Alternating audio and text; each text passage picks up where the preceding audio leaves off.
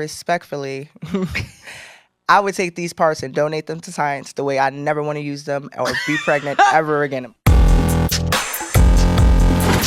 that's on Period, sis. It's another episode of Period, sis, and I'm your host, Mandy B. I am really excited to be sharing yet another journey of womanhood today. And listen, there are a lot of things we battle, and one in which I can't have enough conversations about because it literally affects so many women. Today, we're talking PCOS. Do you think you have problems with fertility? Are you wondering why this hair is growing all over everywhere? Where is it coming from? And listen, there's so many more things that you just may not know is literally a symptom of PCOS. And today, I am honored to be sharing space with Tiffany, a 36-year-old woman from Brooklyn, New York. Let's go ahead and get into your journey. Hi, Tiffany. How are you? Hi, Mandy. Thank you so much for coming. I want you to know, I am really excited about this conversation. You shared so much of your journey with me, and I'm really excited that you're here to empower more women who may be living with PCOS. But first, I want to start with your childhood. What was your period like growing up as an early teen and into your teenage years? So I started getting my menstrual cycle at 14 years old. And the first cycle or two was 1 month and then the next month. After that, it kind of started skipping. And I went to my regular GYN and my pap smear was normal. Nothing came up, but it still was skipping. Then it just became a pattern. So for about 3 years, I was used to just getting my period quarterly, maybe like 4 times a year. And when I did get my period, it wasn't extra heavy or no difficulties there. It came when it wanted to, and I got used to that. Was this something that other women in your family had? Like, did you find any sort of advice from people in your family or even friends? No, it just was weird. And only thing I got consistently was, are you pregnant? Even before I was sexually active, that was the first go-to. Never go to a doctor, get a sonogram. It was, oh, no, you must be pregnant. I never had a pregnancy scare at that point. Not them thinking you was Virgin Mary. I guess. Yeah. Okay, so the conversations then, even with your gynecologist, was just the results are coming back normal. Everything looks normal. That's it. At 17, I actually had a gynecologist tell me, you can't get pregnant. Didn't exactly tell me why, just, you're infertile. And at 17, it was like, okay, cool. You were like, ooh, I'm going to have fun with this. Okay, but also at 17, you're not really family planning. At 17, you may or may not even have a boyfriend that you're considering having a child with. And you're still a baby yourself. So let me ask you this then. Did you go to different gynecologists in your teenage years? Like what changed from you having a normal pap smear to the next time you go to the doctor, they say that you can't have children? Like, did you do fertility testing? Why was that what the doctor told you at 17?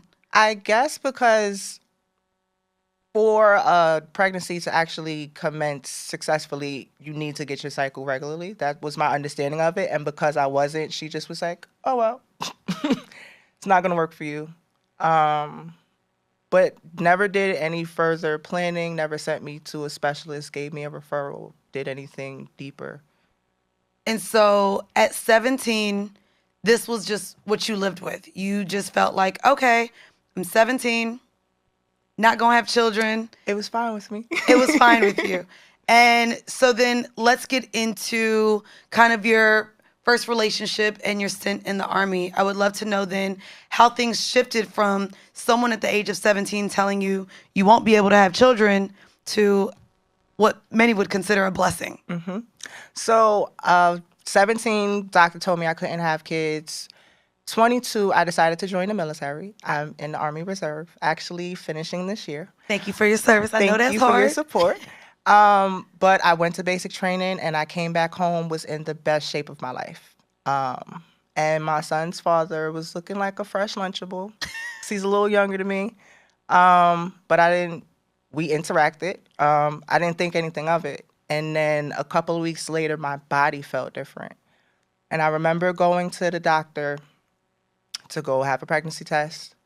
And I was sitting there and something in my body just felt like this something is different here.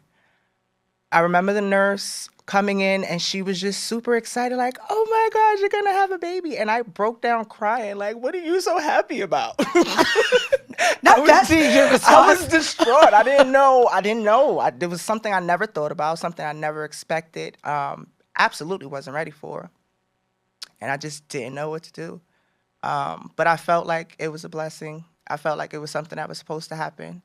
And my son, who is now 12, about to be 13, he's absolutely saved my life. Oh my goodness. That's incredible. I think it's also interesting that you're like, what are you so happy about? You for 5 years thought that this wasn't even an option for you. Mm-hmm. So the pregnancy went well, no complications. During your pregnancy, how did you feel? Pregnancy was smooth. I didn't really have any symptoms. I didn't have any morning sickness, anything. I was tricked with that pregnancy. But it was smooth. He came a day after my due date. No complications besides the fact that my cervix wouldn't open up enough for me to actually push him out. Not sure if that has anything related to the PCOS or not, but I ended up having a C-section with him. Okay. And so you have a healthy baby. Healthy little You're boy. now a mom. You're 22 years old. Mm-hmm. What changes after pregnancy that you feel like your body is still, there's no way this is normal? So for maybe about 6 months after I gave birth to my son, my period was regular for a little while, and then it went back to going to be skippy, which was fine. Because that's what you were used to. That's what I was used to. I was in a relationship at the time, didn't bother my partner, but I did notice that after I had my son, I started getting facial hair. Okay. And a lot of it. And this wasn't, you hadn't dealt with facial hair anytime No. before this? I hadn't dealt with that before. It was just the irregular periods. Okay. So I'm with this partner, and we decide that, I decided I want to have another child. And I didn't even realize I could have my son. So maybe I should go find out and get some research. So I had to get a sonogram, the inside sonogram, which is the most invasive thing. Can you explain what that is? The inside sonogram is essentially a wand, and they put some type of medical goop on it and a condom, and then they insert it inside of you. I guess it's a better view. How big is it? It's about 3, yeah. Okay, so it's fairly big. Yeah. And your legs are up in the air, like Up in the stirrups. Like, and did they prepare you for what this would be or why they were doing it? They told me why. They said that they needed to get a better image of the inside of me. Okay. And this was the first time anyone... That was the first time. Okay. So they had me in the stirrups, and that was kind of regular. It felt like a pap smear, but instead of the speculum, they used this wand. They took a bunch of pictures and stuff, and that's when she tells me that I have PCOS. And they give you all the paperwork. But PCOS essentially... Excuse me if I mess up this, polycystic ovarian syndrome, and essentially it's a bunch of little pockets of fluid on your ovaries, but it also causes higher levels of testosterone. It's a hormonal balance, also causes irregular periods, and those irregular periods and everything else can cause infertility. So she announces you have PCOS, gives you pamphlets. Were there any immediate questions that you had at this moment? There was a million questions I had, but I kind of just needed to sit with it for a moment. So I read through all of the pamphlets, and I probably put myself in a scare looking on Google and oh, girl, don't do that. Searching up all the things. But it also, once I realized what was going on, okay, this is a thing. There is a treatment for it. It's something that you have forever, essentially. And there is a treatment for it with medication. It's called metformin. Okay. That's also a medication that they give diabetics. So I was familiar with the medication from my grandmother because she had diabetes before she passed, but it wasn't something that I wanted to take. Also, being in good health and standards helps with the balance of things, and that's how I was able to have my son, because coming home from basic training, I was in the best shape of my life. But that was 22. At what age were you when you got diagnosed? I was 25 when I found out officially this is a thing and this is what it causes. So your period was 14. Mm-hmm. You were undiagnosed for 11 years of your life. Mm-hmm. Once you received this diagnosis, did you decide eventually to take the medication? What steps did you do to kind of enhance your health, knowing that this was something you were diagnosed with? So it also causes weight gain as well. Oh. And it makes it difficult to lose weight, which also helped with basic training. So when I realized, okay, this is a thing, it's going to be difficult for me too, but I want to have another child. I started working out. I started taking this is not an ad, but a GNC multivitamin that I swear by. And it just helped me get up and start moving. Still being in the military, having to work out, things of that nature. I got in better shape. I lost a couple pounds. And then in 2018, I got pregnant with my daughter. And what was that pregnancy like? See, that pregnancy rocked my socks. Okay. It was rough. It was really rough. The first trimester, I had severe morning sickness, which is more like all-day sickness. So I would be hungry, starving, hormonal and sad, and then crying because I feel nauseous about the food that I just wanted that I got.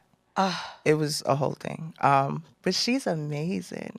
I love that, especially because starting this episode, and maybe people who are unfamiliar with what PCOS does, a lot of times, a lot of women are told they can't have children or that they're infertile. Mm-hmm. And you have the blessing and story that living with PCOS, you now have 2 children. I have 2. That is amazing. I want to get into some of those symptoms that through the diagnosis you realize you have to deal with forever. And one is facial hair and excessive body hair. How do you manage that? What does it look like maintaining that? So when I first realized it was coming in, initial thing was to go wax. But one, that's money that would have to be spent weekly. And then the process of going, and I love the nail salon. Please don't come for me. But the process of going into the nail salon and laying on the table for this woman to talk about me and ask me how why. How you know she's talking about you? Now we know, hold on now. I know that is the narrative that we all think like they gonna talk about our bunions, our ashy ass feet. But you genuinely felt like even with the waxing that you were being made fun of. Maybe not being made fun of to my face, but she would outwardly ask me, why so much hair? Oh. I don't know. I don't want this hair here. So that gave me angst, and I stopped wanting to go. I would still go to the nail salon for my nails and feet, but I wouldn't let them touch my face. This was an experience you had often with them just questioning. Yes, and that was uncomfortable. So then I started shaving, which everybody says don't shave, it comes back. But for me, that became my regular routine because I can get razors. Those are economical enough.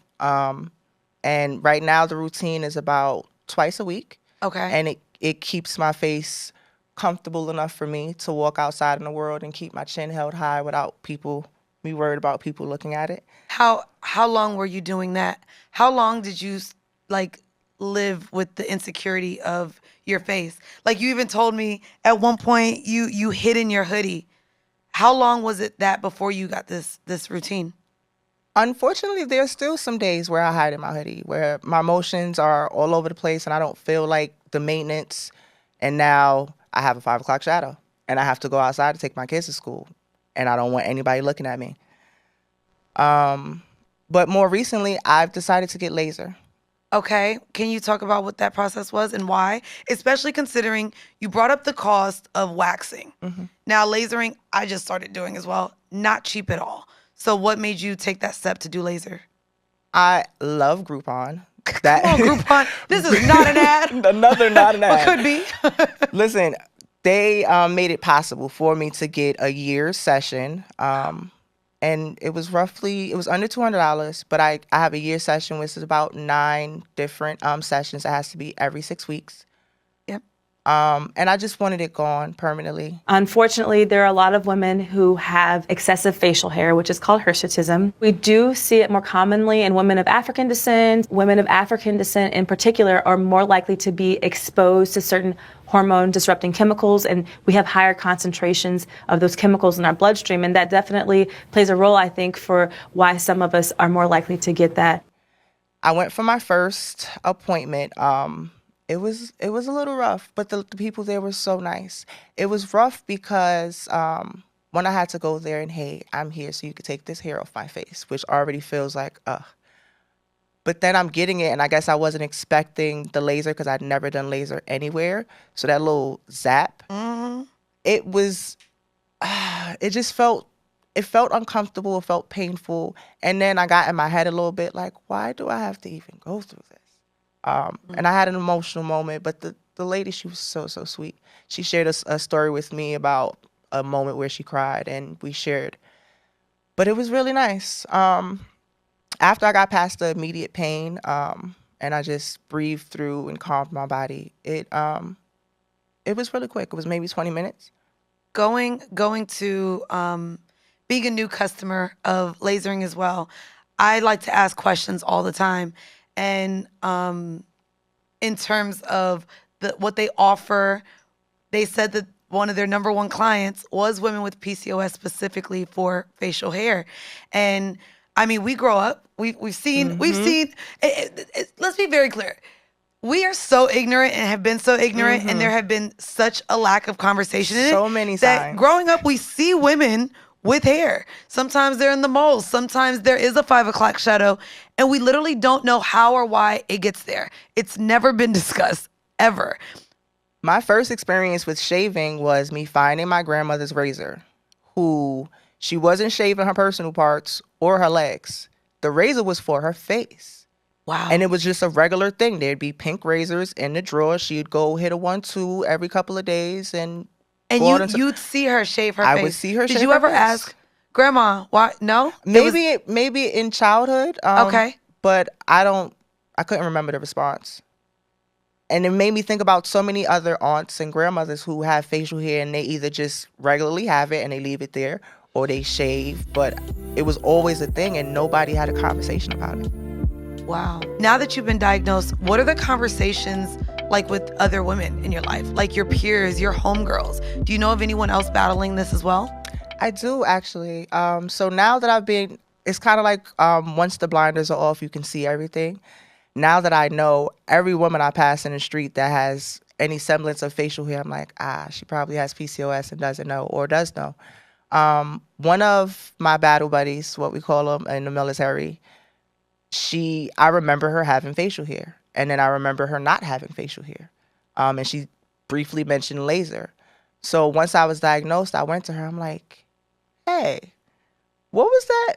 Remember you had facial? What was that about? And she said, yes, I do have, and that's why I got the laser. And it was like, oh wow, all this time I didn't know. What did that conversation look like after? Like, did you share that you had recently been diagnosed? Like, again, these are quite taboo conversations to have, right? We don't go around asking people if they're diagnosed with anything, or if they're battling things. We just believe everyone is battling their own things, their own demons, their own troubles, and that it can't be a conversation. So when you had that conversation, what more did you learn about her that you wish you had known, but also was she able to share anything that helped you in your journey? Yes, so it kind of, we were already close, but it felt like it bonded us more, because now I have a girl I could talk to about razors, or what do I do when I have an ingrown hair on my face, or where's the best place to go get laser, or how did that process go? And those were a lot of the conversation that we had. And then we would be having those conversations in open areas, and then other women would come up like, wait, hey, that sounds familiar. And then it would end up being more. So I love having conversations and sharing things like that. So if I ever feel comfortable enough in a space where I see a woman, I'm like, hey, girl, when's the last time you've been to the doctor? Not to be in your business, but I feel like it's important. I've just became comfortable shaving with the door open. So it was something that I felt so uncomfortable about, made me so anxious. I would hide out in the bathroom and do my thing. My partner, when I was in a relationship, knew about it, but I never allowed him to see the process. So now I leave the door open, and my daughter comes in sometimes, and I have the conversation with her. What does that look like with her? She's 5. So it's like mommy has hair and this is me taking care of it. And then we go through the facial routine. And I let her know that she can't use razors because I don't want her making any mistakes or anything dangerous. But Or also, daughters like to be just like mommy sometimes. yes, And yes, that's definitely not a safe thing. that is my prayer for her, that she doesn't have any lady issues. Because there's so many. Besides PCOS, there is a slew of things that could be wrong with your hormones just because you're a woman and have ovaries. Again, this isn't, I know men probably talk about this. I don't know any conversations, even with my friends that do have PCOS, where we share the razors we use. We might share where we got a certain pair of shoes, but are we talking about these things like what tampon brands we're using, what period panties we're using, what menstrual products? Not really. Those aren't really conversations. So is there a conversation or any tips or women that you've been able to reach out for tips on maintaining your facial hair? So with the razor, I would advise laser, just to have it done with. Okay. But the woman told me that it's about a 2-year process. So I'm gonna have to do about 17 more sessions. Wow. 8 more this year, another whole 9 next year.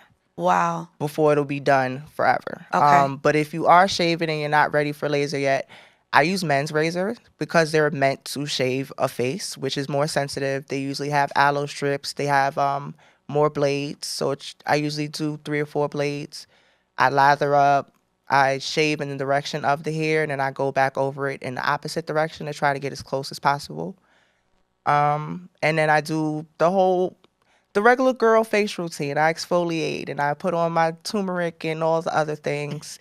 A lot of moisturizing. And then I also use Aquaphor Okay. on the high hair areas that I just shaved as a way to put some ointment and some goodness back into my skin.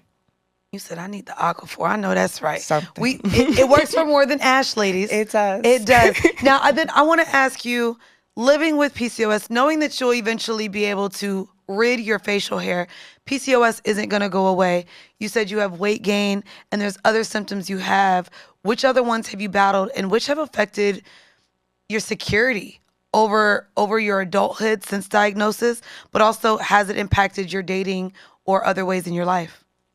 I think the facial hair has bothered me the most. The most recent relationship that I had, we were together like all the time. And so for someone who struggles with hirsutism and shaving and hiding it like that, it was hard because I'd have to get up before he gets up. I got to shave my face. Hopefully I don't cut my face. Now I got to put on makeup to cover the issues. Like it was a lot. It was exhausting. It's the weight gain. I don't really notice it until I look at old pictures, or maybe a pair of jeans isn't fitting. And then I realize, okay, maybe I need to adjust my diet because this is a thing. Can we stay there a little bit? What does adjusting your diet look like with PCOS? Are there things that trigger your symptoms to be worse than not? Are there foods that they tell you to stay away from? No foods, no recommendations or suggestions for foods to eat or stay away from that I know of. I'm kind of just winging it. I think a lot of women are. I'm just winging it. So when I feel like I've gained too much, I'll try to cut out soda and maybe stay in the gym a little longer or do some more cardio, trying to just get a balance of things. What are the conversations right now like with yourself? Being older and maybe looking to date, is family planning even still an option for you now that you have your 2 children? How do you also prepare yourself to have this conversation with future partners? So the conversation now is respectfully, I would take these parts and donate them to science the way I never want to use them or be pregnant ever again in my life. Not donate them to science. That's a conversation for another day. It's super traumatic for me at this point. But I don't want to have any more kids. I never want to be pregnant again. Okay, and that was because your last pregnancy was... It was, and not with my daughter. I was pregnant again after that, and it was a lot that I don't ever want to be pregnant again. Oh, wow. And I won't touch too much on that because I see the emotions there. So then sexually, I would like to know, have you felt like it's impacted partnerships? Like, is there any pain associated to that? Do you feel like also this is a diagnosis that women should just openly share with their partner? I do think it's a conversation that you should have with your partner. Okay. Right after I was diagnosed, I was in a relationship, and that was the very first conversation we had. This is what's going on with me. These are the things that can be affected. This is how we could possibly move forward. How did he respond to the information? Like, do you feel like there's a way that you were gracious he responded in a way, or do you wish he would have responded differently? How would you, for anyone listening as well, knowing that they haven't had this conversation with their partner, what was the response like from him? I think at the time he was really supportive, and we both were kind of just like, I don't know. But he held my hand through the I don't know. Okay. And he's like, whatever. If we can't have kids, that's fine. And try to be positive and say, you know what, it is gonna happen for us. But if we can't, that's okay too. And whatever happens, I'm here with you. You say at the time, did it change?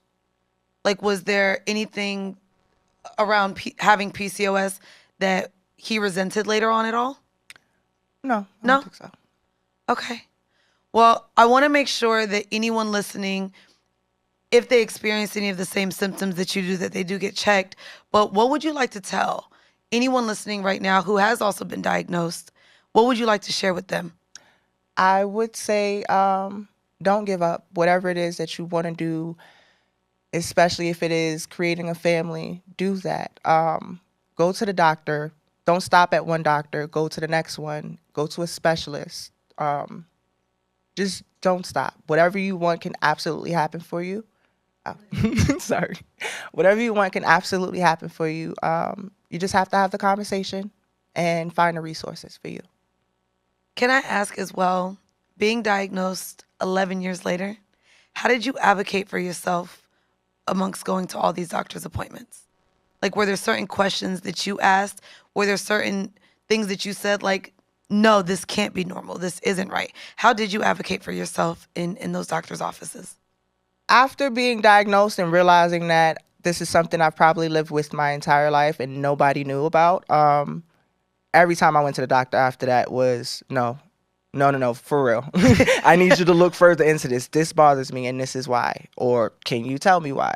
But I feel like it gave me a push to speak for myself, because luckily it doesn't affect me in too much of a negative way where I'm in pain or my life is at risk. But what if it was? And nobody found out for years? Tiffany, thank you so much for sharing your story with me today. And I really hope that someone listening to this story, it impacts their lives, because I know that these stories need to be told. And I appreciate you so very much for being here. Can you let our audience know where they may follow you? Yes, you can follow me on TikTok at The Magic Maker or Instagram at Beloved Beauty. PCOS. Y'all know I have to come and drop the stats on PCOS. And PCOS stands for polycystic ovary syndrome. And it is a condition in which the ovaries produce an abnormal amount of androgens that are usually present in women in small amounts. And with PCOS, small sacs of fluid develop along the outer edge of the ovary, and these are called cysts. Now, why would this happen? The exact cause of PCOS is still unclear. However, some risk factors include the following: insulin resistance, obesity can also be an increase and make PCOS symptoms worse, and unfortunately, genetics. It is common for sisters or a mother and daughter to both share the genetics of PCOS. Symptoms include missed periods, irregular periods, or very light periods, ovaries that are large or have many cysts, excess body hair, including the chest, stomach, and back, weight gain, especially around the belly, acne or oily skin, infertility, and small pieces of excess skin on the neck or armpits. These are skin tags. Now, again, these are all some symptoms. You may have some, you may have none, but definitely if you feel like something is wrong, see your healthcare provider if you're worried about your periods, if you're having trouble getting pregnant, or if you have signs of excess androgen. This might include new hair growth on your face and body, acne, and male pattern baldness. Screenings can include lab tests for hormones and a vaginal ultrasound. Treatment for PCOS depends on a number of factors, y'all. So these may include your age, how severe your symptoms are, and of course, your overall health. The type of treatment may also depend on whether you want to become pregnant in the future. PCOS treatments include diet and activity, medications, of course, birth control pills, and diabetes medication. I wanted to also add that PCOS affects an estimated 8 to 13% of reproductive aged women, and up to 70% of affected women remain undiagnosed worldwide. Guys, it's been another episode of Period Sis, and I'm so glad that y'all tuned in. I cannot wait to see you guys next week. And in the meantime, you know we are running a campaign.